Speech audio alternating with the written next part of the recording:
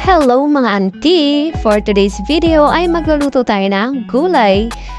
Dahil ang gulay ay mahalaga sa ating buhay. Charan! Oh, fresh from the backyard yan ni Marilyn and Nico. So, maraming salamat sa walang sawang pagbibigay ng gulay. Charot! Guys, paminsan-minsan ay kakain din tayo ng masustansyang pagkain. Diyos ko po, wag puro baboy, manok, kung ano-ano pa. Pag ganitong ulam talaga, ay namimiss ko talaga yung buhay namin sa bukid dati. Dahil ganitong ulam na, ay kontento na kami. Ay, sobrang sarap naman talaga. Ano ulam mo, Tita Jack? Gulay.